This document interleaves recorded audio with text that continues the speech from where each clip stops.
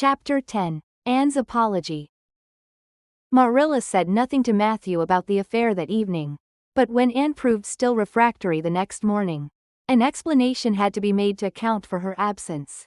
From the breakfast table, Marilla told Matthew the whole story, taking pains to impress him with a due sense of the enormity of Anne's behavior. "It's a good thing Rachel Lynde got a calling down. She's a meddlesome old gossip," was Matthew's consolatory rejoinder. "Matthew Cuthbert, I'm astonished at you. You know that Anne's behavior was dreadful. And yet you take her part. I suppose you'll be saying next thing that she oughtn't to be punished at all." "Well now no not exactly," said Matthew uneasily. "I reckon she ought to be punished a little. But don't be too hard on her, Marilla. Recollect she hasn't ever had anyone to teach her right. You're going to give her something to eat, aren't you?" "When did you ever hear of me starving people into good behavior?" demanded Marilla indignantly. "She'll have her meals regular, and I'll carry them up to her myself. But she'll stay up there until she's willing to apologize to Mrs. Lynde. And that's final, Matthew." Breakfast, dinner, and supper were very silent meals, for Anne still remained obdurate. After each meal Marilla carried a well-filled tray to the east gable and brought it down later on not noticeably depleted. Matthew eyed its last descent with a troubled eye. Had Anne eaten anything at all? When Marilla went out that evening to bring the cows from the back pasture, Matthew, who had been hanging about the barns and watching, slipped into the house with the air of a burglar and crept upstairs. As a general thing Matthew gravitated between the kitchen and the little bedroom off the hall where he slept. Once in a while he ventured uncomfortably into the parlor or sitting room when the minister came to tea. But he had never been upstairs in his own house. Since the spring he helped Marilla paper the spare bedroom, and that was 4 years ago. He tiptoed along the hall and stood for several minutes outside the door of the east gable before he summoned courage to tap on it with his fingers, and then opened the door to peep in. Anne was sitting on the yellow chair by the window, gazing mournfully out into the garden. Very small and unhappy she looked, and Matthew's heart smote him. He softly closed the door and tiptoed over to her. "Anne," he whispered, as if afraid of being overheard. "How are you making it, Anne?" Anne smiled wanly. "Pretty well. I imagine a good deal, and that helps to pass the time. Of course, it's rather lonesome. But then, I may as well get used to that." Anne smiled again, bravely, facing the long years of solitary imprisonment before her. Matthew recollected that he must say what he had come to say without loss of time, lest Marilla return prematurely. "Well now, Anne, don't you think you'd better do it and have it over with?" he whispered. "It'll have to be done sooner or later, you know. For Marilla's a dreadful determined woman." "Dreadful determined, Anne. Do it right off, I say, and have it over." "Do you mean apologize to Mrs. Lynde?" "Yes, apologize, that's the very word," said Matthew eagerly. "Just smooth it over, so to speak. That's what I was trying to get at." "I suppose I could do it to oblige you," said Anne thoughtfully. "It would be true enough to say I am sorry, because I am sorry now. I wasn't a bit sorry last night. I was mad clear through, and I stayed mad all night. I know I did because I woke up 3 times and I was just furious every time. But this morning it was all over. I wasn't in a temper anymore. And it left a dreadful sort of goneness, too. I felt so ashamed of myself. But I just couldn't think of going and telling Mrs. Lynde so. It would be so humiliating. I made up my mind I'd stay shut up here forever rather than do that. But still I'd do anything for you if you really want me to." "Well now, of course I do. It's terrible lonesome downstairs without you. Just go and smooth it over. That's a good girl." "Very well," said Anne resignedly. "I'll tell Marilla as soon as she comes in that I've repented." That's right, Anne. But don't tell Marilla I said anything about it. She might think I was putting my oar in. And I promised not to do that." "Wild horses won't drag the secret from me," promised Anne solemnly. How would wild horses drag a secret from a person anyhow? But Matthew was gone, scared at his own success. He fled hastily to the remotest corner of the horse pasture, lest Marilla should suspect what he had been up to. Marilla herself, upon her return to the house, was agreeably surprised to hear a plaintive voice calling Marilla over the banisters. "Well?" she said, going into the hall. I'm sorry I lost my temper and said rude things. And I'm willing to go and tell Mrs. Lynde so. Very well. Marilla's crispness gave no sign of her relief. She had been wondering what under the canopy she should do if Anne did not give in. I'll take you down after milking. Accordingly, after milking, behold Marilla and Anne walking down the lane. The former erect and triumphant, the latter drooping and dejected. But halfway down Anne's dejection vanished as if by enchantment. She lifted her head and stepped lightly along, her eyes fixed on the sunset sky and an air of subdued exhilaration about her. Marilla beheld the change disapprovingly. This was no meek penitence such as it behooved her to take into the presence of the offended Mrs. Lynde. What are you thinking of, Anne? She asked sharply. I'm imagining out what I must say to Mrs. Lynde, answered Anne dreamily. This was satisfactory, or should have been so. But Marilla could not rid herself of the notion that something in her scheme of punishment was going askew. Anne had no business to look so rapt and radiant. Rapt and radiant Anne continued, until they were in the very presence of Mrs. Lynde, who was sitting knitting by her kitchen window. Then the radiance vanished. Mournful penitence appeared on every feature. Before a word was spoken, Anne suddenly went down on her knees before the astonished Mrs. Rachel, and held out her hands beseechingly. Oh, Mrs. Lynde, I am so extremely sorry, she said with a quiver in her voice. I could never express all my sorrow, no, not if I used up a whole dictionary. You must just imagine it. I behaved terribly to you. And I've disgraced the dear friends, Matthew and Marilla, who have let me stay at Green Gables although I'm not a boy. I'm a dreadfully wicked and ungrateful girl. And I deserve to be punished and cast out by respectable people forever. It was very wicked of me to fly into a temper because you told me the truth. It was the truth, every word you said was true. My hair is red and I'm freckled and skinny and ugly. What I said to you was true, too, but I shouldn't have said it.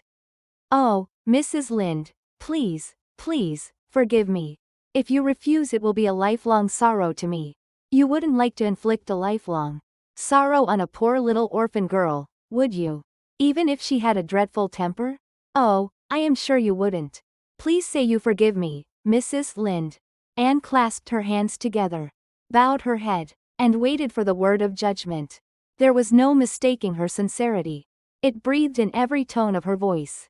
Both Marilla and Mrs. Rachel Lynde recognized its unmistakable ring. But the former understood in dismay that Anne was actually enjoying her valley of humiliation, was reveling in the thoroughness of her abasement. Where was the wholesome punishment upon which she, Marilla, had plumed herself? Anne had turned it into a species of positive pleasure. Good Mrs. Rachel Lynde, not being overburdened with perception, did not see this. She only perceived that Anne had made a very thorough apology, and all resentment vanished from her kindly, if somewhat officious, heart. There, get up, child, she said heartily. Of course I forgive you. I guess I was a little too hard on you, anyway. But I'm such an outspoken person. You just mustn't mind me, that's what. It can't be denied your hair is terrible red. But I knew a girl once. Went to school with her, in fact, whose hair was every mite as red as yours when she was young. But when she grew up it darkened to a real handsome auburn. I wouldn't be a mite surprised if yours did, too. Not a mite. Oh, Mrs. Rachel Lynde. Anne drew a long breath as she rose to her feet. You have given me a hope. I shall always feel that you are a benefactor. Oh, I could endure anything. If I only thought my hair would be a handsome auburn when I grew up. It would be so much easier to be good if one's hair was a handsome auburn. Don't you think? And now may I go out into your garden and sit on that bench under the apple trees? While you and Marilla are talking? There is so much more scope for imagination out there. Laws, yes, run along, child. And you can pick a bouquet of them white June lilies over in the corner if you like. As the door closed behind Anne, Mrs. Rachel Lynde got briskly up to light a lamp. She's a real odd little thing. Take this chair, Marilla. It's easier than the one you've got. I just keep that for the hired boy to sit on. Yes, she certainly is an odd child. But there is something kind of taking about her after all. I don't feel so surprised at you and Matthew keeping her as I did. Nor so sorry for you, either. She may turn out all right. Of course, she has a queer way of expressing herself. A little too, well, too kind of forcible, you know. But she'll likely get over that now that she's come to live among civilized folks. And then, her temper's pretty quick, I guess. But there's one comfort. A child that has a quick temper, just blaze up and cool down, ain't never likely to be sly or deceitful. Preserve me from a sly child, that's what. On the whole, Marilla, I kind of like her. When Marilla went home, Anne came out of the fragrant twilight of the orchard, with a sheaf of white narcissi in her hands. I apologized pretty well, didn't I? She said proudly as they went down the lane. I thought since I had to do it I might as well do it thoroughly. You did it thoroughly, all right enough, was Marilla's comment. Marilla was dismayed at finding herself inclined to laugh over the recollection. She had also an uneasy feeling that she ought to scold Anne for apologizing so well. But then, that was ridiculous. She compromised with her conscience by saying severely, I hope you won't have occasion to make many more such apologies. I hope you'll try to control your temper now, Anne. That wouldn't be so hard if people wouldn't twit me about my looks, said Anne with a sigh. I don't get cross about other things. But I'm so tired of being twitted about my hair. And it just makes me boil right over. Do you suppose my hair will really be a handsome auburn when I grow up? You shouldn't think so much about your looks, Anne. I'm afraid you are a very vain little girl. How can I be vain when I know I'm homely? Protested Anne. I love pretty things. And I hate to look in the glass and see something that isn't pretty. It makes me feel so sorrowful. Just as I feel when I look at any ugly thing. I pity it because it isn't beautiful. Handsome is as handsome does, quoted Marilla. I've had that said to me before. But I have my doubts about it, remarked skeptical Anne, sniffing at her narcissi. Oh, aren't these flowers sweet? It was lovely of Mrs. Rachel Lynde to give them to me. I have no hard feelings against Mrs. Rachel Lynde now. It gives you a lovely, comfortable feeling to apologize and be forgiven, doesn't it? Aren't the stars bright tonight? If you could live in a star, which one would you pick? I'd like that lovely clear big one away over there above that dark hill. Anne, do hold your tongue, said Marilla, thoroughly worn out trying to follow the gyrations of Anne's thoughts. Anne said no more until they turned into their own lane. A little gypsy wind came down it to meet them, laden with the spicy perfume of young dew-wet ferns. Far up in the shadows, a cheerful light gleamed out through the trees from the kitchen at Green Gables. Anne suddenly came close to Marilla, and slipped her hand into the older woman's hard palm. It's lovely to be going home and know it's home, she said. I love Green Gables already. And I never loved any place before. No place ever seemed like home.